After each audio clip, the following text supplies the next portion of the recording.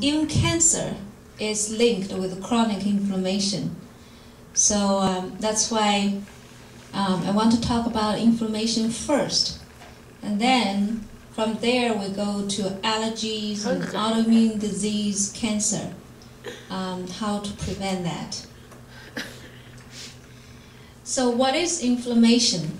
It's the response of body tissue to injury or irritation. So Dr. Andrew Weil, that guy with the beard, graduated from Harvard Medical School, he mentioned 4 things for the inflammation: heat, redness, swelling, and pain. So that's acute inflammation. Once the inflammation become chronic, then you may not have swelling, you may not have redness, you have aching, not sharp pain. So when the inflammation comes, first the fluids come out of the blood vessels.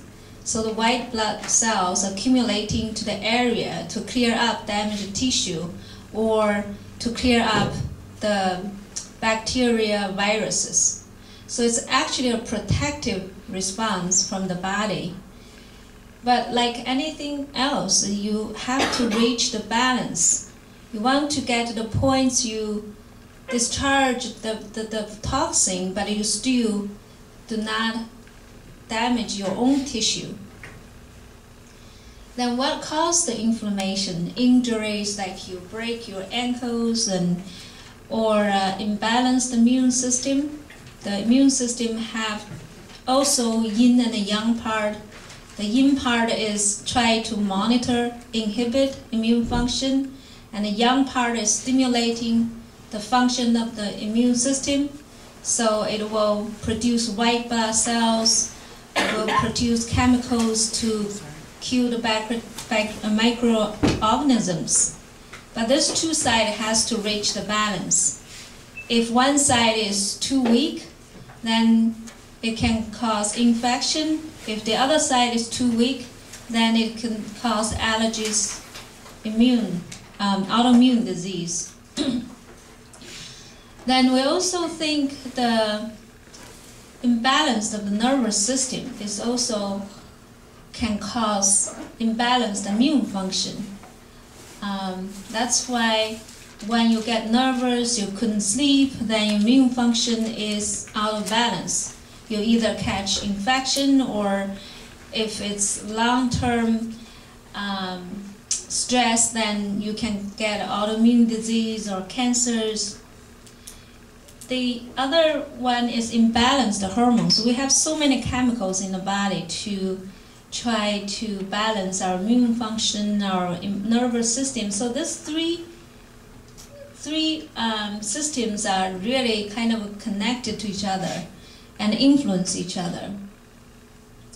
Now, what caused these 3 systems are out of balance? One very popular reason is internal heat. In this modern society, like back to 50 years ago, when we don't have so many stimulants, we don't have enough food, this might not be the problems. So internal heat can be caused by too much spicy food. If you eat a lot of spicy food, you tend to sweat, you feel hot, and that's the heat. And if that heat gets to a certain point, it can lead to inflammation. And too much coffee, a little bit is fine, but if you drink 2-3 cups, then... Do the people who live in Sichuan province have less or more inflammatory disease? Live in which? Sichuan province. Sichuan province. Sichuan, yeah. Yes. That's a good question. Because before, when we don't have enough food, Sichuan people eat a lot of spicy food because the weather and the and it's lower altitude, right? It's very humid, so that helps to dry the dampness.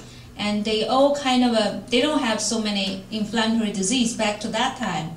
But now the Sichuan food is so popular all over the country, all over the world, and think that's.